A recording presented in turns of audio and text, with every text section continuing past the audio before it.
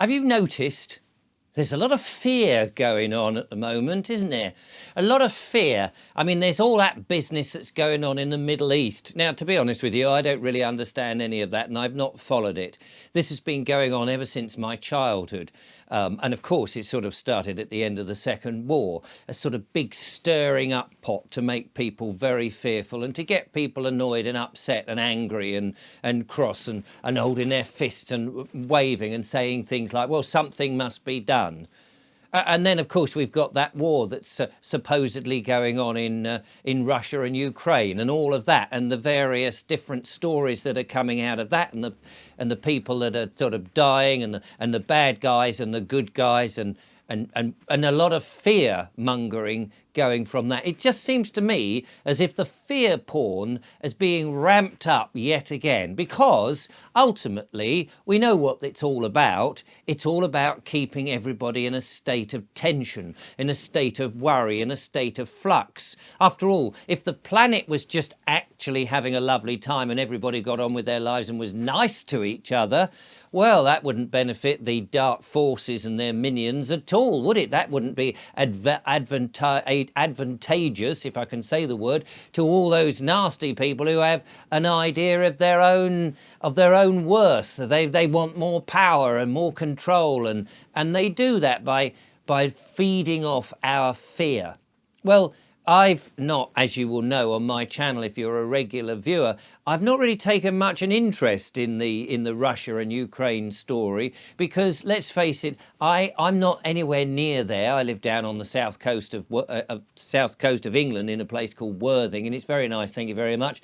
It is a bit busy around here, and I'd love to get a piece of land to grow my own veg and have a very quiet, simple life. That's really all I want these days. Is maybe it's age, maybe it's just got a bit older and you just go, do you know what, I can't be bothered with all this nonsense. I just want a nice, quiet, simple life, walk in the countryside, read some of the amazing books that people have sent me, and grow some food and just take it easy, be friendly with my neighbours and that sort of thing. It seems on the face of it not too much to ask. I don't need all this high technology and phones and computers and all of that. Really and truly, I just need to sit outside a nice wooden hut and look at the sky and think, there's the morning, there's the afternoon, isn't life lovely? I don't need that progression, and I don't need that, all that, you know, the stuff that you buy from shops, all that trinkets and things that are supposedly there to make your life happy, all that progression in life. I don't really need any of that. I want something simple, because to me, the essence of life, the essence of existence, isn't going after chasing great careers and trying to earn as much money and being at least one with the Joneses, you know, with your neighbours, or one up on the Smiths or any of that. It's none of that. It's none of that. It's just having a nice community of people around you, a bunch of people you can get on with and have a jolly bit of gossip over the garden fence. You know, have you seen Jack's he's making a mess of his field there, isn't he? He hasn't really planted those beans very well. Maybe one of us should go and tell him how to do it. You know, just simple nonsense stuff. And looking at the sky and just going, oh, look at that beautiful sunset. Isn't that amazing? Aren't we so lucky to be here?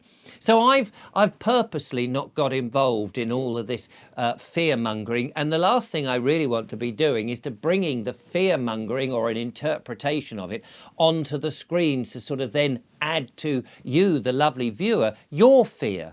Because it seems to me that is what they want, the narrative. How can you know? People have been telling me that some of the footage that you get from the Middle East stuff is not actually recent, that some of the events they're reporting about isn't really going on. This footage is from 2001 or 2006 or some other time where they've blown things up. I'm not saying things aren't happening, and I'm not saying that innocent people are dying. I'm not saying that at all. Of course, I dare say all of that is happening, and that seems to be part of this horrible mixing stirring pot. But me, individually, on my own, what can I do? We know that running up to the government and protesting and things like that just caused no problem at all, because ultimately we are then acting as children, saying, please, please, will you listen to me? Please, please, can I have my rights back? Please, please, sir, master, do something for me. And now I don't believe that the government and these people who say they're in charge are our masters at all.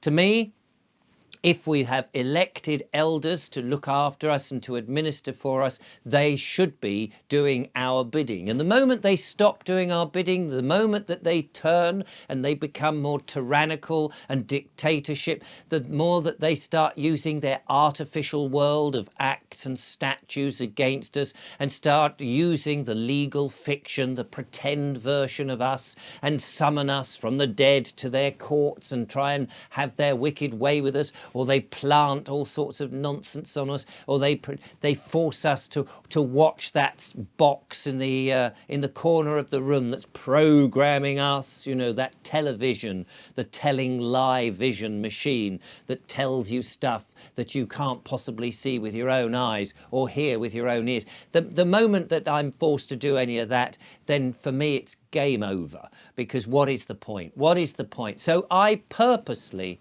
don't get involved in any of that. I surround myself with my books, which to me are hard covers with pages of somebody's thoughts and wisdom, that I can take the time and my own common sense and my own critical thinking to go, well, what do I think about that? Is that true? I don't have to take any of this on face value and go, oh, just because it's got flashing lights and it's on the telly, it must be true.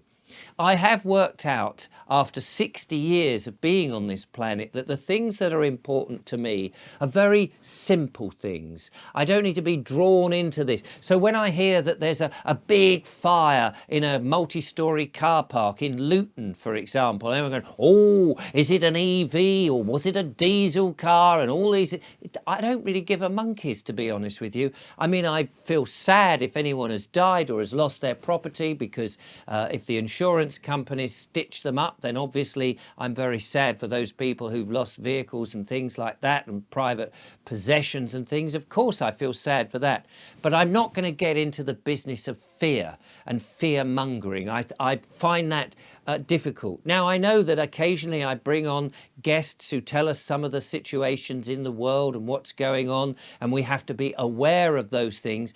But the thing that I'm looking for is, okay, if that is in, you know, if they're poisoning the atmosphere, if they're poisoning the water, if they're poisoning the food, if they're making us ill by this continual poisoning of toxins, if they're lying to us about how actually the body works, if they're lying to us about the medications that you need in order to be healthy, then I want to find the positive in all of that and the solutions of eating real food, growing real crops and tending to real animals for food. I want to find the solutions, the positive steps that we can do, and not just dwell on all this fear. Oh my goodness, there's nothing we can do. There's nothing. I can filter my water. I can distill my water. I can do something. I'm not just sitting there. My worry is that we're in a world at the moment where most people are agog and they're holding their phones or their laptops or their tablets, whatever, and just going and absorbing, oh, look at that, that's more fear, oh, look at that, and keeping themselves in this very low vibration. And if we are to attain wisdom, and if we are to attain freedom and truth, we need to keep ourselves on a much higher vibration and try to turn our backs on all these things that people are shouting at us. But you must be concerned about this. You must be fearful about this. You must understand this. No, no, no, no. I am turning my back on the government who want to rule by tyranny. I am turning my back on the news media that is trying to lower my vibrations. No, I'm keeping myself in my own world, in the world that we now are beginning to understand that we are creating in our own mind. We are creating this world. We know that it's all vibration. And we know that if we keep looking at the wrong negative stuff, we will bring more and more of it to us. And our power, it seems to me, as individuals, is by not taking that on bored to us, but actually putting out many more positive messages, staying happy, singing, laughing, smiling, being positive. These things collectively will start to change things around us.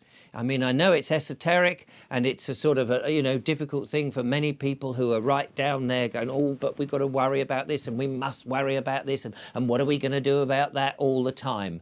Well, we ought to be doing something, but one of the most important things is keeping our vibrations high, keeping our minds clear from all the negativity so that we can live wholesome and happy lives.